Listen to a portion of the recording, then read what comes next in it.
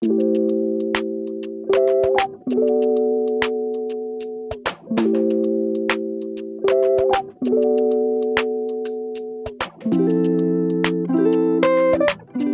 name is David Yarrow.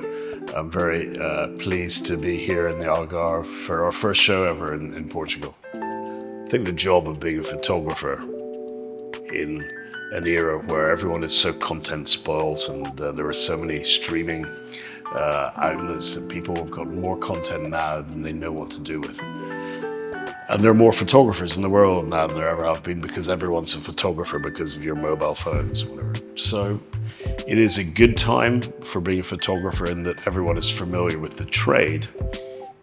It's a bad time because it's the most accessible of all art forms. Get a camera, take a picture.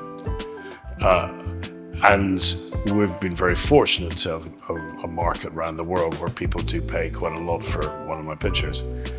And that is always humbling, and it just encourages you to get better and to want to invest more in your productions, try and surprise people, always try and raise the bar, be courageous in your ambitions.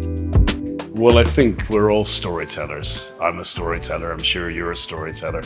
And when people get together in the evenings, I hope they don't look at their mobile phones, they tell stories. And I want to tell stories, new stories, authentic stories that make people either laugh or remind people of the wonderful, beautiful world we live in and say is that it's been beautifully curated. And when we come somewhere new, we come looking forward to the experience, but with no expectation because it takes time for an artist to get known in a community. So this is very different to say showing in Dallas where we've been showing for 10 years, 3 times a year. So there are so many people that know me. It's also quite fun coming to places where no one knows you. So it's a different experience, but it's a beautiful part of the world and this is a lovely gallery.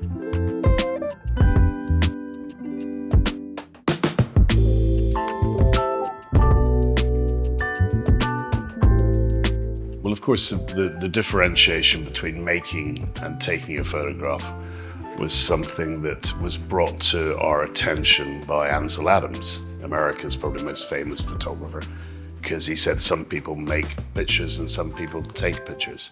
The idea that you take a photograph suggests there's no preconception. There can be a little bit in terms of making sure you're in the right location, but what we're doing is the execution is preceded by an awful lot of creative analysis and rigor and a kind of surgeon's eye attention to detail.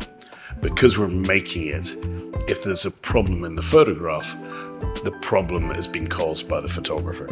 If you're taking a photograph, it's very different because it's reportage, it's spontaneous. Your camera's reacting to what happens spontaneously in front of you. Of what's in front of the camera, that goes with the responsibility to get that composition absolutely right. Because unlike in film, we are trying to tell a story in 250th of a second. That's it. You haven't got a sequence, you've just got that one shot. And that requires, from an aesthetic perspective, enormous attention to detail. Because once everyone's gone from the set, you can't do it again.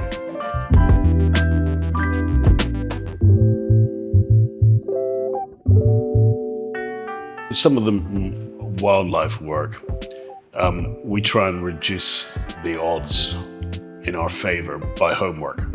So in that particular case, with a huge amount of wildlife around a watering hole, I visited that watering hole twice previously without my cameras, just watching what goes on, what time of day. And I prefer to shoot when the sun's low, so either when there was more activity in the first hour of sunrise or more activity towards the end of the day. So you have a preconception in your mind. There are very few times where I jump out of a plane in Africa and say, well, I wonder what we're going to do. We know exactly what we're going to do, and we're probably coming to that place at the right time of year to capture what we're looking for in terms of animal behavior. So it is preceded by quite a bit of homework, and I enjoy that those moments of where it is in the hands of other people. But it's maybe only 20% of what I do now.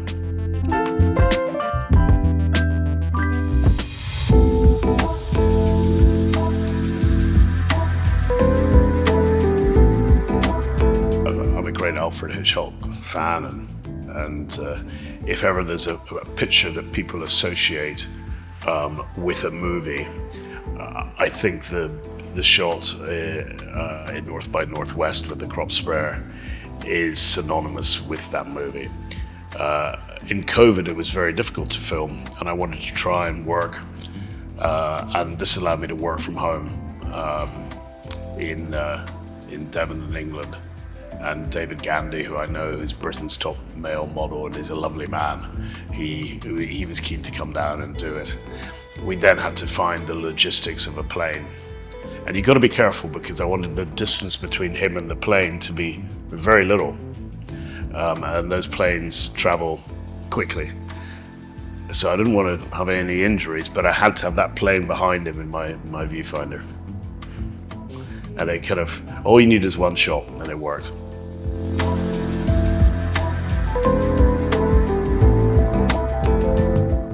Giving back gives extra purpose to what you're doing.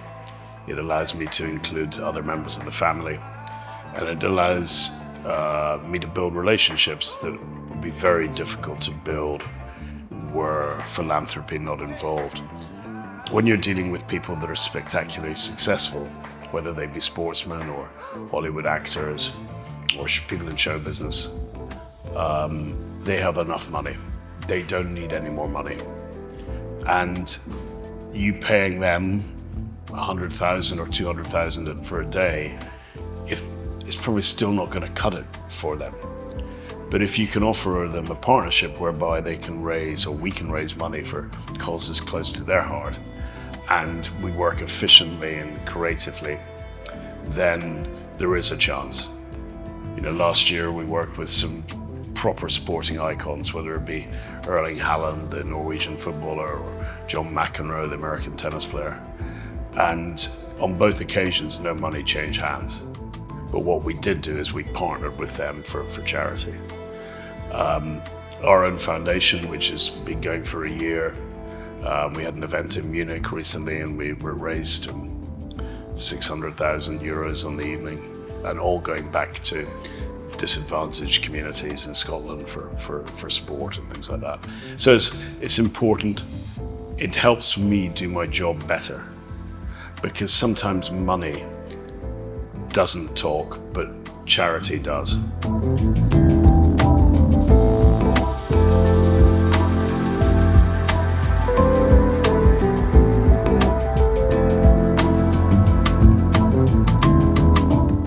We couldn't do it without galleries.